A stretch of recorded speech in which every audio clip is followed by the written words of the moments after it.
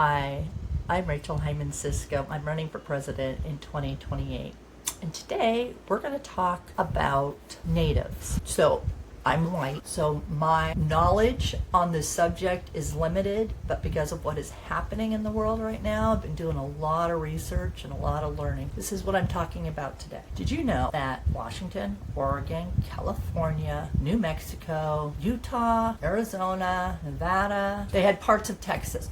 Those were all tribes that got pushed down when white people came to settle.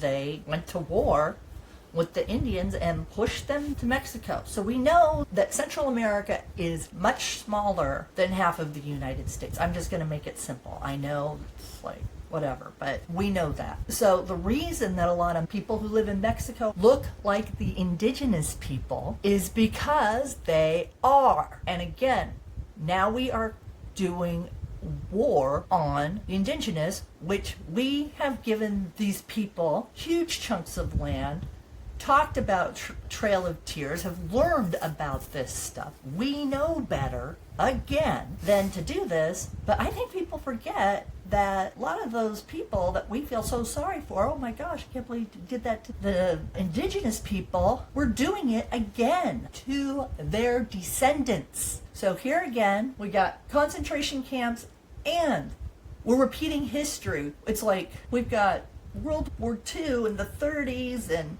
in the 1800s, we've got this thing. Takeaway is that we are putting the indigenous people in cages. We are so worried whether white people survive as a population that we are willing to hurt this many people, ?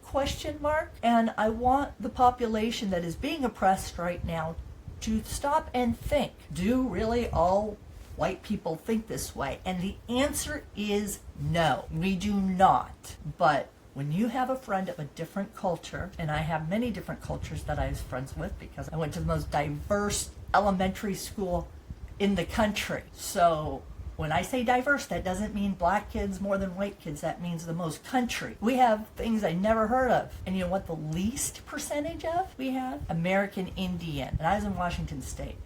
And we didn't have black people unless they were first generation, like Ethiopia. I know because I was involved in the PTSA pretty heavily. So I knew the kids, I knew their allergies because I was in charge of bake sales. I knew which kids had allergies and to what. Before bake sale, I would go and I would look in the nurse's office, say, who's allergic to what? Who can I give something to? Because that's how it should be. And we never had an allergic reaction at a bake sale, ever. And that's a different story. But back to the indigenous people, there are so many tribes. And a lot of the names that we have for those tribes are actually, the tribes that we know today, we name them. And they're very condescending. If you look at the translation, they're very condescending. But we would go and learn about the indigenous culture. And we'd watch the dances, and I always wanted the dolls. It was very cool. We learned about the different animals and what they meant, and it always maintained an interest. It always made me curious. That's the cute side of it. We are attacking them again. I consider them bad when they're putting people in cages and stuff. Those people need to stop and think about what they're doing. Hasn't one of these ICE agents stopped and looked at themselves and gone, hey, wait a second, what the heck am I doing here? Do none of them have children or mothers or fathers? Or they were a kid themselves once. Do they not stop and think about how they would have felt if someone was doing this to them? You know how war doesn't happen? If y'all drop your guns, no one gets shot. If you can't win using your guns, bam, firepower, you shouldn't be fighting. You should not be using weapons. It's a very cowardly practice. And bombs are even worse. You shouldn't be putting people in cages. That's not right. And we've got founding fathers. Maybe we need to put a mother in there. And Queens come up with pretty damn good ideas. But if it's someone else's turn that can do it better than them, have at it, because it's the country that matters, not the job. A shout out to the people who are in the top 1%. You can't take it with you. And if you're not going to pay taxes, be a human being and donate that money.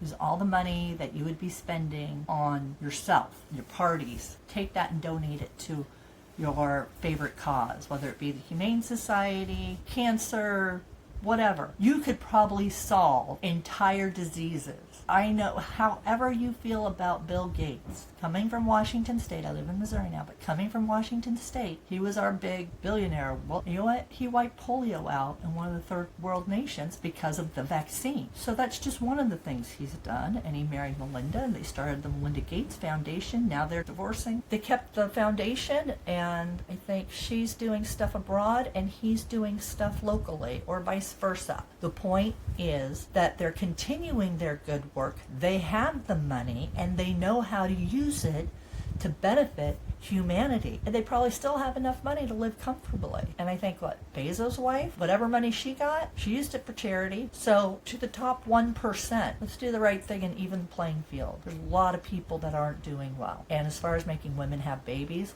let's place those fosters in safe homes that aren't abusive, and then we'll start talking populating, because there's kids on the street sleeping on social workers' floors, and the teenagers have their own set of problems with being displaced. And if you're 16 in the foster system, you are screwed. Let's get the foster system, the child protective services, that is broken too. The way I would fix it, the only way I know how, would be hire more government workers that get these processes through faster. The government workers who help with immigration. These people would be legal if we got our shit together. That's on us. That's not on them. There's so many people that don't have their visas because we were part of the delay. We were the delay. We are the problem. We should be the ones having to take that, not them, and not to such an extreme. God, if you commit a crime, you go to jail. In the meantime, get a social security number, get your paperwork together, welcome. We need help. Come on in, because there's plenty of jobs. And if you talk about the unemployment rate, there's so many jobs. And don't remember, guys, you're independent thinkers. Start your own damn business. If you're unemployed, if you keep getting fired, find your niche. Be your own person. It doesn't cost that much to get a business license. It really doesn't. Start thinking of what you want to do, and you start hiring employees, and you can hire your friends that are struggling. But you got to pay them. So that's all for today. Thank you for listening. Talk to you tomorrow. Keep thinking independently.